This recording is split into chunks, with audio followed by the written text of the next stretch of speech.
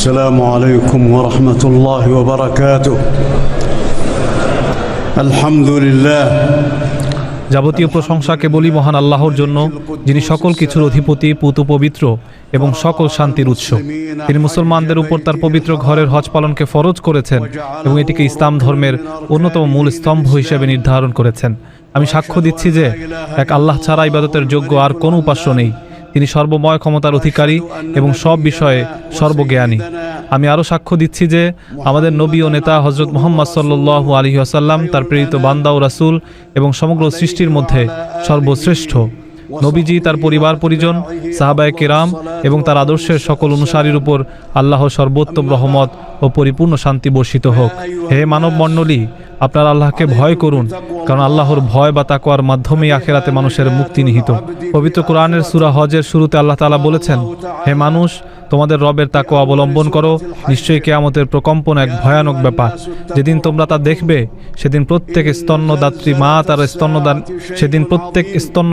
মা তার স্তন্যদানকারী শিশুকে ভুলে যাবে এবং প্রত্যেক গর্ভবতী তার গর্ভপাত করে ফেলবে।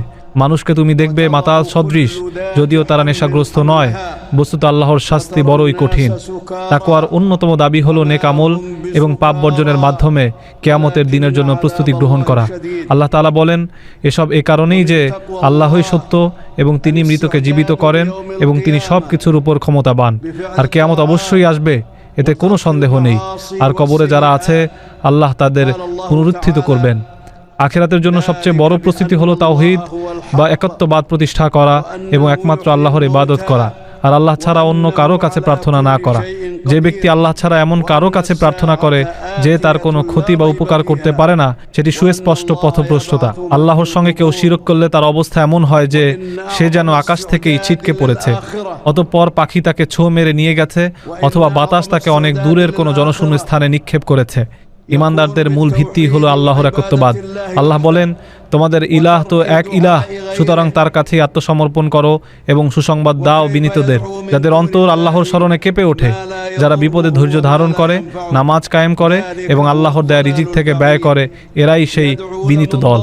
ইসলামের মূল স্তম্ভগুলো হলো আল্লাহর একত্ববাদের সাক্ষ্য দেয়া, হযরত মুহাম্মদ সাল্লাল্লাহু আলাইহি সাল্লামকে আল্লাহর রাসূল হিসেবে মেনে নেয়া, নামাজ কায়েম করা, যাকাত আদায় করা, রমজানের রোজা রাখা এবং আল্লাহর পবিত্র ঘরে হজ করা।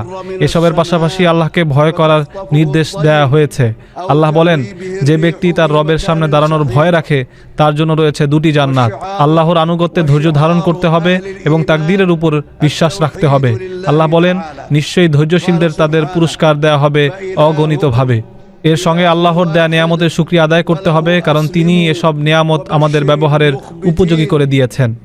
মহান আল্লাহর সৃষ্টির কিছু শাশ্বত নিয়ম রয়েছে, যা বিশ্বাস করা এবং এর থেকে শিক্ষা নেয়া প্রত্যেক বান্দার কর্তব্য।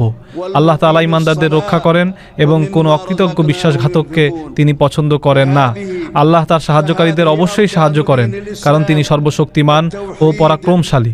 ইতিহাসে এমন অনেক জালিম জনপদের কথা বলা আছে, যাদের আল্লাহ ধ্বংস করেছেন এবং তাদের বাড়ি ঘর, প্রাসাদ ও কুয়াগুলো বিরান পড়ে আছে। জালিমদের ছাড় দেয়া হলেও শেষ পর্যন্ত তাদের আল্লাহর কাছেই ফিরে যেতে হবে। মহান আল্লাহ তার বন্ধু হযরত ইব্রাহিম আলাইহিস সালামকে মানুষের মধ্যে হজের ঘোষণা দেওয়ার নির্দেশ দিয়েছিলেন। আল্লাহ বলেন, মানুষের মধ্যে হজের ঘোষণা দাও, তারা তোমার কাছে আসবে পায়ে হেঁটে এবং সব ধরনের কৃষকায় উটে চড়ে বহুদূর থেকে, যাতে তারা নিজেদের কল্যাণের স্থানগুলোতে উপস্থিত হতে পারে এবং নির্দিষ্ট দিনগুলোতে আল্লাহর দেয়া চতুষ্পদ জন্তুগুলো জবাই করার সময় তার নাম স্মরণ করতে পারে। দূর দূরান্ত থেকে হাজিরা এখানে সমবেত হয়েছেন কেবল আল্লাহর সন্তুষ্টি অর্জন ও সওয়াবের আশায়। তারা এই পবিত্র ঘর এবং পবিত্র স্থানগুলোর সম্মান রক্ষার্থে এখানে এসেছেন। আল্লাহ বলেন, পবিত্র মসজিদ যা আমি নির্ধারণ করেছি সকল মানুষের জন্য, হোক সে স্থানীয় বা বহিরাগত, যে ব্যক্তি সেখানে জুলুমের মাধ্যমে সীমালঙ্ঘন করতে চায়, আমি তাকে যন্ত্রণাদায়ক শাস্তির স্বাদ আস্বাদন করাবো। তাই ইবাদতের জন্য আল্লাহর ঘরকে সব ধরনের শিরিক ও অনাচার থেকে পবিত্র রাখতে হবে, শুধুমাত্র তাওয়াফকারী, রুকু ও সিজদাকারীর জন্য। হজের এই পবিত্র স্থানে সব ধরনের পাপাচার, ঝগড়া বিবাদ এবং রাজনৈতিক বা দলীয় স্লোগান সম্পূর্ণ নিষিদ্ধ। এখানে একমাত্র আল্লাহর প্রতি আনুগত্য এবং রাসূল সাল্লাল্লাহু আলাইহি সাল্লামের সুন্নাহর অনুসরণই কাম্য। যে ব্যক্তি আল্লাহর নিদর্শনসমূহকে সম্মান করে, তা তার অন্তরের তাকওয়ারই বহিঃপ্রকাশ। হজের এই বিশাল সমাবেশে মুসলমানদের পারস্পরিক সম্প্রীতি, ভালোবাসা, সহযোগিতা এবং সহমর্মিতা ফুটে ওঠে। ভাষা, বর্ণ ও দেশের ভিন্নতা সত্ত্বেও এখানে সবাই এক তালে ইবাদত করেন। হাজিদের উচিত গরিব দুঃখীদের খাবার দেয়া এবং কথা ও কাজে উত্তম আচরণ করা। আল্লাহ বলেছেন, তোমরা মিথ্যা কথা থেকে বেঁচে থাকো। আরাফাতের এই ময়দান অত্যন্ত মর্যাদাপূর্ণ। এখানেই আল্লাহ তাআলা তার ফেরেশতাদের সামনে আপনাদের নিয়ে গর্ব করেন। এই দিনেই আল্লাহ নাজিল করেছিলেন, আজ আমি তোমাদের জন্য তোমাদের দিনকে পূর্ণাঙ্গ করে দিলাম, তোমাদের উপর আমার নেয়ামত সম্পূর্ণ করলাম এবং ইসলামকে তোমাদের দিন হিসেবে মনোনীত করলাম। তাই আপনারা নবী সাল্লাল্লাহু আলাইহি ওয়াসাল্লামের আদর্শ অনুসরণ করুন। তিনি জোহর ও আসরের নামাজ একত্রে কসর করে আদায় করেছিলেন। এরপর সূর্যাস্ত পর্যন্ত আল্লাহর জিকিরে মগ্ন ছিলেন। সূর্য ডোবার পর তিনি মুজদালিফায় গিয়েছিলেন এবং সেখানে আল্লাহর জিকির করেছেন। এরপর ঈদের দিন মিনায় গিয়ে জামরায় পাথর নিক্ষেপ করেছেন, কুরবানি করেছেন এবং মাথা মুন্ডন করে তাওয়াফ করেছেন। মহান আল্লাহ আপনাদের মনোনীত করেছেন এবং ধর্মে কোনো কঠোরতা রাখেননি। তিনি আপনাদের মুসলিম নামকরণ করেছেন। তাই আপনারা নামাজ কায়েম করুন, যাকাত দিন এবং আল্লাহকে দৃঢ়ভাবে আঁকড়ে ধরুন। তিনি আপনাদের উত্তম অভিভাবক এবং শ্রেষ্ঠ সাহায্যকারী। আল্লাহর কাছে বেশি বেশি দোয়া করুন, বিশেষ করে হজের এই স্থানগুলোতে, কারণ এখানে দোয়া কবুলের সম্ভাবনা অনেক বেশি। আরাফাতের দিনের দোয়া সবচেয়ে উত্তম।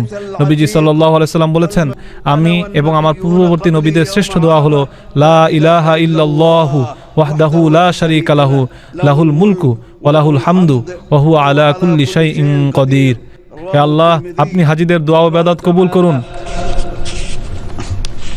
তাদের কাজগুলো সহজ করে দিন, পাপ ক্ষমা করুন এবং তাদের নিরাপদে ও সফলতার সঙ্গে নিজ দেশে ফিরে যাওয়ার তৌফিক দিন। হে আল্লাহ, আপনি মুসলমানদের অবস্থাকে উন্নত করুন এবং তাদের সত্যের উপর ঐক্যবদ্ধ করুন।